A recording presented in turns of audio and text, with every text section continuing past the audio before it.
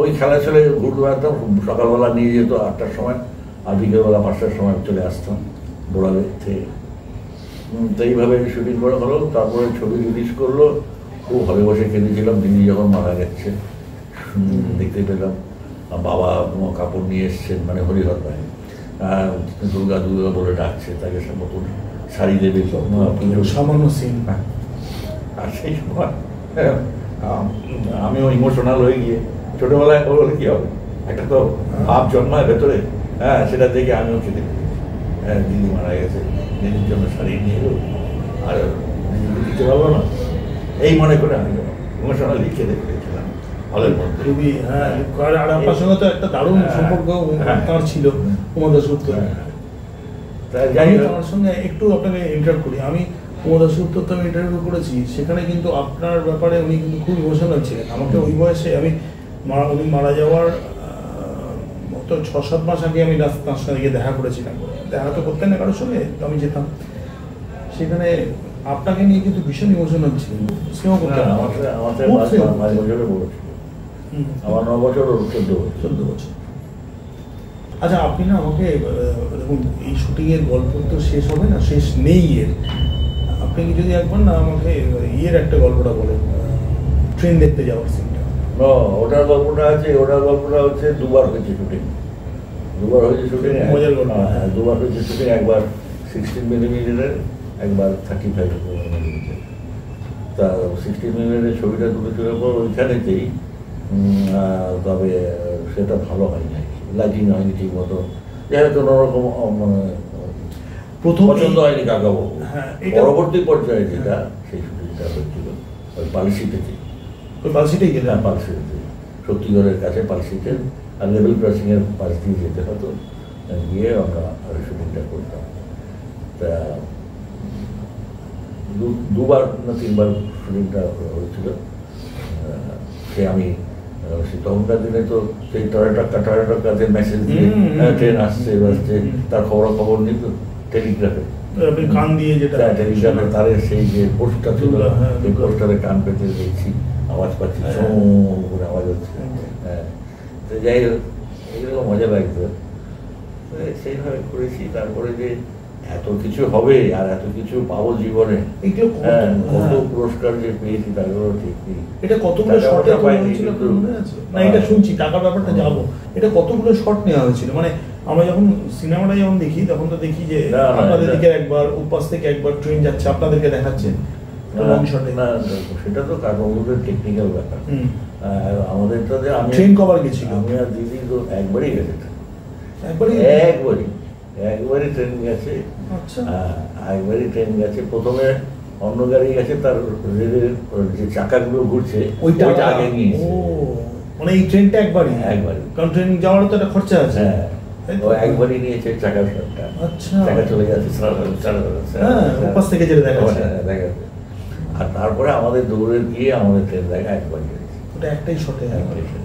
আচ্ছা, পালসিটে আরেকটা গল্প এটা শুনেছিলাম যে প্রথমবার নাকি লোকেশন দেখতে যাওয়া হলো, গিয়ে দেখা গেল কাশফুলে ভরে আছে। পরে যখন শুটিংয়ে যাওয়া হলো তখন দেখা গেল যে কাশফুল সব গরুতে খেয়ে চলে গেছে, সেই বছরের জন্য শুটিং বন্ধ হয়ে গেল। এই গল্পটা কি? গল্পটা হচ্ছে ওই এটাই, হ্যাঁ, 16 মিলিমিটারে যখন ছবিটা তোলে তখন প্রচুর পরিমাণে কার্বন ছিল। তো পরে গিয়ে দেখা গেছে কার্বন নেই, যে সেই গরুতে হোক আর যে কোনো কারণ ঝড়ে বৃষ্টিতে হোক নষ্ট হয়ে গেছিল, আবার হয়েছিল। হ্যাঁ, এরকম করে অনেক ছবি এরকম। যেমন একটা শট আছে, এটা আমার মনে আছে, অনেকক্ষণ ধরে আমরা বসেছিলাম কুলতলাতে। কুল গাছ ছিল একটা বিরাট কুল গাছ, দিদি স্নান করবে, মাথা ঘুরিয়ে স্নান করবে, চুলের ঘুরিয়ে স্নান করবে। সেটা কাকাবাবু আর অরিজিনাল শট, সেটাতে কোনো মানে জল ঢেলে দিয়ে বৃষ্টি দেখানো সেসব কিছু না, অরিজিনাল বৃষ্টি আসবে। জুলাই মাস, অরিজিনাল বৃষ্টি আসবে, বৃষ্টি হবে, সেখানে দুর্গা আমরা দুজনে স্নান করবো বৃষ্টিতে। হ্যাঁ, তারপরে সেই নিয়ে শটটা, সেটার জন্য অনেকক্ষণ ধরে দুদিন অপেক্ষা করার পরে সেই বৃষ্টি পাওয়া গিয়েছিল। এটা হচ্ছে যে কুল গাছটা অরিজিনাল কুল গাছ, এবং দিদি আর আমি অনেকক্ষণ ধরে বসেছিলাম, ওরা বসেছিল, পুরো টিমটাই বসেছিল যে কখন বৃষ্টি হবে সেই আশায়। যখন মেঘ ডাকলো, আনন্দ সব লাফালাফি যে এইবার শটটা হবে, বৃষ্টি অরিজিনাল হবে। সত্যি সত্যি বৃষ্টি নামলো, সত্যি সত্যি শটটা ওই অবস্থায় গ্রহণ করা হলো, উপরে কাপড় দিয়ে। এইটা মনে আছে, এটাতে খুব কষ্ট হয়েছিল কাপড়। একজন সিনিয়র মোস্ট ওই ইউনিটে, আর আপনি হচ্ছে জুনিয়র মোস্ট। না, আমাদের সাথে তাদের কোনো কথা হয়। আমি ওখানেতে আমি দিদি, আমার পিসি আর ওই আমার যে মা হয়েছিলেন করোনা মতো, এরা আমরা 3-4 জনে মিলে আমরা কথাবার্তা বলতাম। হ্যাঁ, মাঝে মাঝে কাকিমা আবার যেহেতু আমার যাতে শরীর খারাপ না হয়, খাবার দাবার বানিয়ে নিয়ে যেত, সেই খাবার খেত, সেটাও মনে আছে। বিজয় রায়। বিজয় রায়। এই আর এক মামা ছিল আমার, ফুলমামা, সেও যেত। এই ফুলমামাকে একবার দেখেছিল কাকাবু, আজও মনে রেখেছিল সেই কাকাবু। জিজ্ঞেস করে তোমার ওই মামা কেমন আছে, ফুলমা গাড়ি ঠিক করে দিয়েছিল, ওই বোড়ালাতে গাড়ি স্টার্ট নিচ্ছিল। আচ্ছা, হ্যাঁ, মামার এত মনে আছে, ছবির মতন মনে আছে। তারপরে ওই রেগে গিয়ে হনুমানগুলো সেই ডাব পেঁচিয়ে ফেলেছিল গাড়ির উপরে, সেটাও হয়েছিল ঘটনা। যাই হোক, আরেকটা ঘটনা আছে না, যে চিনিবাস যখন মিষ্টি হাড়ি নিয়ে যাচ্ছে, আপনার পেছন কুকুরটা, চন্দ্রপুলি, ক্ষীরের সন্দেশ, এইসব বলতে বলতে একটা লোক যাচ্ছে মাকে করে, তখন ওই পিছন কুকুরটা, আমি আর দুর্গা আর কুকুরটা যাচ্ছে, সেই রাজবাড়িতে যাচ্ছে তাদের, ক্ষীরের সন্দেশ, চন্দ্রপুলি এইসব বলতে বলতে যাচ্ছে। তখন আমাকে দুর্গা পাঠালো বাবার কাছে, যা পয়সা নিয়ে। তো বাবার কাছে গেলাম, বাবা দিল না, আমি ব্যাক করে চলে গেলাম। দিদিকে বললাম, দিদি বলে চল রাজবাড়িতেই যাই, ওই বাড়িতে যাবো, ওখানে পাবো। তখন কুকুরটা যে গেল, কুকুরটা আমাদের সঙ্গে সঙ্গে পিছন গেল। ওটার কুকুরটা নিয়ে যাওয়ার একটা ট্রিক কিছু নেই, কুকুরটার সঙ্গে আমাদের খুব ভালোবাসা হয়ে গিয়েছিল। হ্যাঁ, কুকুরটা আমাদের সঙ্গে গেল।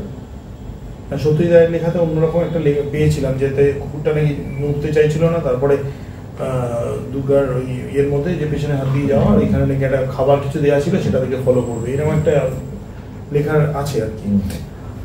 ইন্দির ঠাকুর, আপনি না আমাকে একটু এই ব্যাপারটা একটু বলতে, এটা নিয়ে একটু খুব কনফিউশন আছে।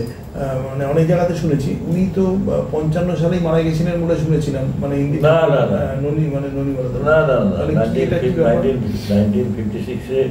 আমি অ্যাওয়ার্ড পাই, তখন পশ্চিমবঙ্গ সরকারের তরফ থেকে না, শুধু বিয়েছে না, মেডেল দিয়েছিল বিধানচন্দ্র রায়, পশ্চিমবঙ্গ সরকার, সেটা আছে আমার বাড়ি, মেডেল দিয়েছিল।